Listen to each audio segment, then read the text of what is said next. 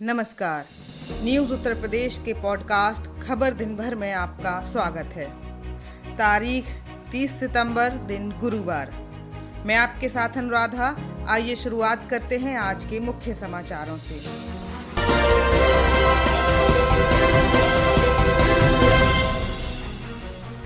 अखिलेश को अल्टीमेटम देने के बाद शिवपाल ने की बड़ी बैठक। ओवैसी, चंद्रशेखर व ओम प्रकाश राजभर जुटे।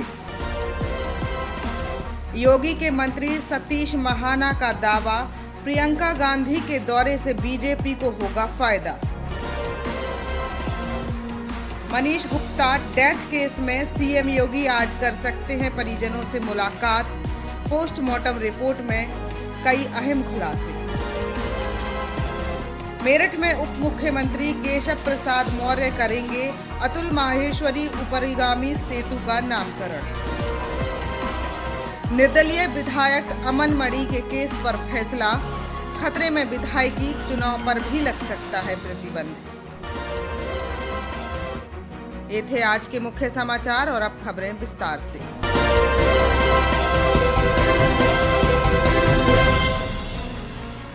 उत्तर प्रदेश के विधानसभा चुनाव 2022 में छोटे दलों को एक साथ लेकर बड़ा मोर्चा तैयार करने की जुगत में लगे प्रगतिशील समाजवादी पार्टी लोहिया के अध्यक्ष शिवपाल सिंह यादव ने एक मजबूत कदम बढ़ाया है। समाजवादी पार्टी के अध्यक्ष अखिलेश यादव को मंगलवार को प्रसपा तथा सपा के साथ गठबंधन पर बात करने के लिए 11 अक्टूबर तक का समय देने वाले शिवपाल सिंह यादव ने बुधवार को लखनऊ में अपने आवास पर छोटे दल के नेताओं की बड़ी बैठक की। शिवपाल सिंह यादव ने प्रसपा की समाजवादी पार्टी के साथ गठबंधन न हो की स्थिति को लेकर भी बड़ा विकल्प तैयार करने की शुरुआत कर दी है। लखनऊ में विक्रमादित्य मार्ग पर बुधवार को उनके आवास पर सुहेल देव, भारतीय समाज पार्टी के अध्यक्ष ओम प्रकाश राजभर, AIMIM के अध्यक्ष असदुद्दीन ओवैसी और भीम आर्मी के प्रमुख चंद्रशेखर आजाद ने काफी देर तक बैठक की। माना जा रहा है कि उत्तर प्रदेश विधानसभा चुनाव 2022 को लेकर यह कोई नया मोर्चा तैयार कर सकते हैं, जिसकी कमान शिवपाल सिंह यादव के पास रहेगी। शिवपाल सिंह यादव को भी भरोसा है कि इन तीनों दल के पास और कई छोटे दल उनके साथ हैं। समाजवादी पार्टी के साथ गठबंधन तथा अखिलेश यादव के साथ सुलह की सभी उम्मीद टूटने के बाद प्रगतिशील समाजवादी पार्टी के मुखिया शिवपाल सिंह यादव ने ओम प्रकाश राजभर, ओवैसी, चंद्रशेखर से कल भेंट के दौरान नया मोर्चा तैयार करने की पहल की है। मंगलवार को इटावा में उन्होंने दो टूक कह दिया कि 11 अक्टूबर तक इंतजार करेंगे। यदि अखिलेश जवाब नहीं देते हैं तो वह 12 अक्टूबर से सामाजिक परिवर्तन रथ यात्रा शुरू कर देंगे। अगले ही दिन यानी बुधवार को ओम प्रकाश राजभर, ओवैसी और चंद्रशेखर लखनऊ में शिवपाल के सरकारी आवास पहुंच गए। वहां करीब 1 घंटे तक चर्चा हुई। बाहर निकलकर किसी ने मीडिया को कोई प्रतिक्रिया नहीं दी, लेकिन माना जा रहा है कि भागीदारी संकल्प मोर्चा में शामिल होने के लिए शिवपाल से बात हुई है।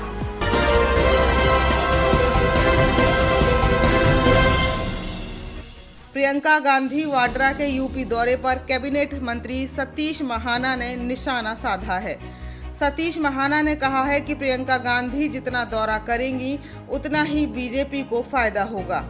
यह पर्यटन करने के लिए यहां आती हैं। इस पार्टी को यह भी नहीं पता कि कौन चुनाव लड़ पाएगा, तभी तो 11,000 रुपए लेकर आवेदन करा रहे हैं। सतीश महाना ने कहा कि यह हमारे लिए लकी नहीं, अपने लिए अनलकी हैं। 98% कांग्रेस के लोग चाहते हैं कि राहुल गांधी अध्यक्ष बने। हम तो 100% चाहते हैं कि राहुल गांधी ही कांग्रेस के अध्यक्ष बने। वहीं धर्मांतरण से जुड़े वीडियो पर सतीश महाना ने कहा, देखिए, ये वीडियो जो सामने है ये गंभीर बात है और एक प्रामाणिक कार्यकर्ता के द्वारा ये वीडियो जारी किया गया। माननीय मुख्यमंत्री जी ने स्वयं इसका संज्ञान लिया। उसके ऊपर उन्होंने एक जांच बिठाई है जिसमें एक वरिष्ठ अधिकारी उसकी जांच करेंगे और समय सीमा के अंतर्गत उस जांच को देने के लिए कहा गया। क्योंकि वीडियो सामने आया है, प्रथम दृष्टया तो वो दोषी माने जाते हैं, लेकिन जांच आने के पश्चात क्योंकि मुख्यमंत्री जी के स्वयं संज्ञान में ही है तो मुझे विश्वास है इसके ऊपर सख्त कार्रवाई मुख्यमंत्री करें। बात कभी सामने आई नहीं, लेकिन चूंकि एक प्रमाण के साथ और एक प्रमाणित व्यक्ति ने इस बात को दिया है तो ये गंभीर बात है, इसकी जांच होनी चाहिए। बचा नहीं रहेगा, कोई भी बचा नहीं रहेगा, लेकिन संज्ञान में आया ना। इशू ये है कि संज्ञान में आने के बाद कोई भी नहीं बचेगा। अब छुप कर लोग जो कर रहे थे उसकी भी एक जानकारी होने के बाद वो किया जाता है, लेकिन कहीं ना कहीं उन्होंने अगर उन्होंने किया है तो उन्होंने उस कुर्सी का भी मतलब उसको कटघरे में खड़ा करने का प्रयास किया जिस पद के ऊपर वो बैठे थे। ये भी एक बहुत गंभीर बात। हम सब लोग एक इंस्टीट्यूशनल पदों के ऊपर बैठे हुए हैं, उसमें हमारी संवैधानिक जिम्मेवारियां भी हैं, और उन संवैधानिक जिम्मेवारियों को इतर अगर हमने कोई काम करना है उस कुर्सी के नाते से तो हम उसको छोड़ दें। अगर इनको करना था, मैं इसलिए कह रहा हूँ, फिर इस बात को रिपीट कर रहा हूँ कि जांच में सारी बातें सामने आएंगी।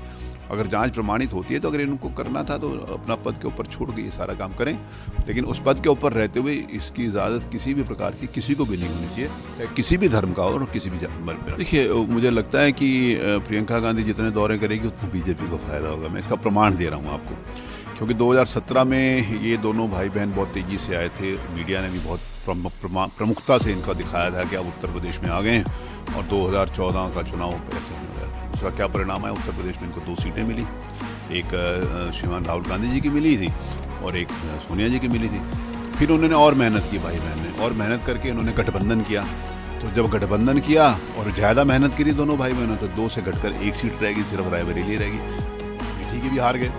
फिर इन्होंने और मेहनत करी और मेहनत करके 2000 जो हमारा 17 का चुनाव आया था विधानसभा का, तो उसमें इनके पास पहले 18 सीटें थी, वो रहकर 7 हो गई। तो 2000 जैसे जैसे होता गया, 17 में 7 रहेगी, 19 में 1 रहेगी। तो ये जनता जान चुकी है कि ये अपना पर्यटन करने के लिए, अपना टाइम बिताने के लिए यहाँ पर आते हैं। इनके पास ना कोई नीतियाँ हैं, और मुझे तो इस बात का आश्चर्य है इनके पास कार्यकर्ता भी नहीं है।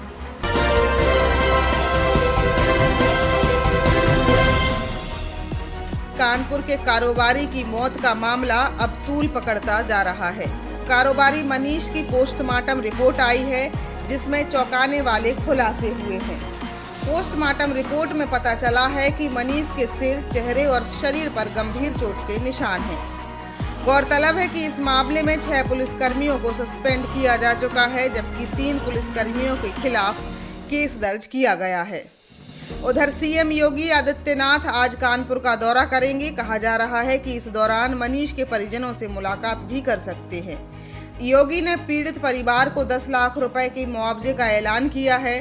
साथ ही मुख्यमंत्री ने परिजनों को निष्पक्ष जांच का आश्वासन भी दिया है। कानपुर के कारोबारी मनीष गुप्ता की गोरखपुर के होटल में संदिग्ध हालत में मौत हो गई थी। मनीष गुप्ता गोरखपुर के एक होटल में अपने दोस्तों से मिलने आए थे। आरोप है कि देर रात तक कुछ पुलिसकर्मी घुसे और उन्होंने मनीष की जमकर पिटाई की। मनीष को इलाज के लिए निजी अस्पताल ले जाया गया। हालत बिगड़ने पर बीआरडी मेडिकल कॉलेज ले गए, जहां उनकी मौत हो गई। मनीष की मौत के बाद उसके परिवार में कोहराम मचा हुआ है। परिजनों ने इस मामले में सख्त कार्रवाई की मांग की है। इस मुद्दे को लेकर मनीष की पत्नी ने मीडिया से बात की है। आइए सुनते हैं कि वो क्या कह रही हैं। बातों के दौरान मुझे अब ऐसा लगा कि मुझे अपने पति का अंतिम संस्कार रोक देना चाहिए, क्योंकि मैं पूरी तरह से सहमत नहीं हो पा रही थी, जो कि मैं अभी तक सहमत हूँ। बट अब मुझे कुछ गड़बड़ लगा, तो मैंने अपने पति का अंतिम संस्कार रोक दिया। मैंने उनसे निवेदन किया है कि मुख्यमंत्री जी, उन्होंने कहा कल आएंगे मिलने। मैंने कहा, तो हमने कहा ठीक है। 2 मिनट बाद मैंने पूछा कितने बजे आएंगे, मुझे कंफर्म करना है, मुझसे मिलेंगे, आएंगे कि मैं जाऊँगी। तो कहते नहीं, आपकी बात मैं अक्सर सा पहुँचाऊँगा, वो जो कहेंगे मेरे कल वो इसलिए आ रहे हैं क्योंकि उनका यहाँ कोई कार्यक्रम लगा है। मैंने कहा आप इसलिए आ रहे हैं मुख्यमंत्री जी, क्योंकि कार्यक्रम लगा, तो नहीं लेंगे, मतलब एक मेहरबानी, वरना नहीं आते। तो ये भी मुझे समस्या किसने लेना है। अब मेरी दूसरी बात, अब मैं ट्वीट कर रही थी कि मेरी उनसे विधायक जी से बात क्या हुई है। मैंने उनसे कहा है कि मुख्यमंत्री जी से बात करिए और मुझे बस 2 घंटे में इतना अवगत करा दीजिए कि कल वो कितने बजे मिलेंगे। कल वो आ रहे हैं तो वो आकर मुझसे कितने बजे मिलेंगे।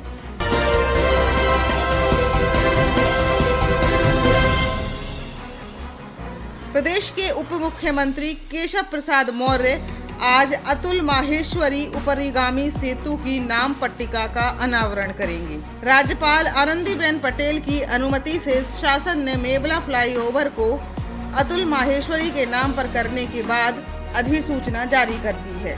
इससे पहले उप मुख्यमंत्री केशव प्रसाद मौर्य की संस्तुति पर मुख्यमंत्री योगी आदित्यनाथ ने मुहर लगाई थी। इस शुभ अवसर पर सांसद राजेंद्र अग्रवाल, जिले की 7 विधानसभा के विधायक, मेयर, जिला पंचायत अध्यक्ष, सभी प्रमुख पार्टियों के जिलाध्यक्ष और महानगर अध्यक्ष, एडीजी, कमिश्नर, आईजी, जिलाधिकारी, एसएसपी सहित शहर के गणमान्य लोग मौजूद रहेंगे।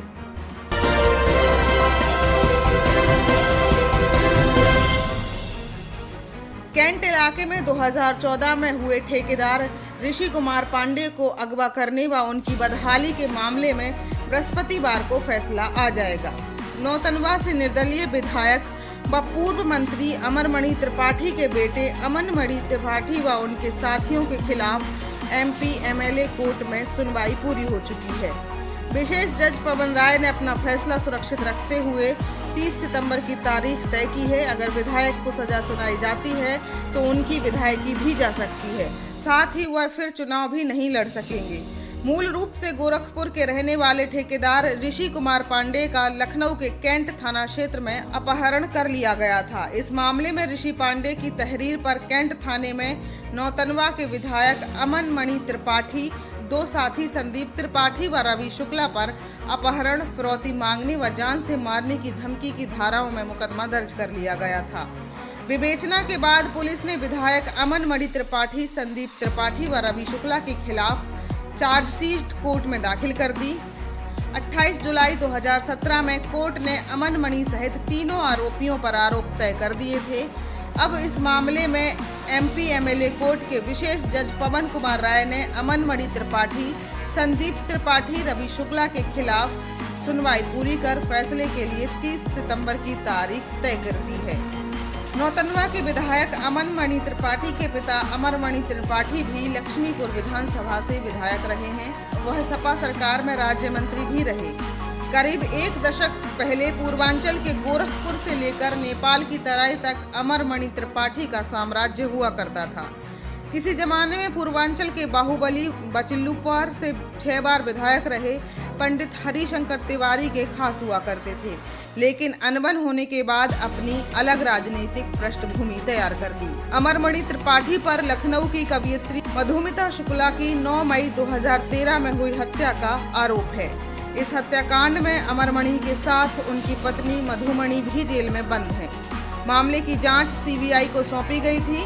सीबीआई ने अमरमणि त्रिपाठी, उनकी पत्नी मधुमणि त्रिपाठी, रोहित चतुर्वेदी, संतोष राय और प्रकाश पांडे के खिलाफ चार्जशीट दाखिल की थी। इस हत्याकांड में अमरमणि त्रिपाठी, मधुमणि त्रिपाठी को कोर्ट ने आजीवन कारावास की सजा सुनाई, जिसके बाद से दोनों जेल में हैं।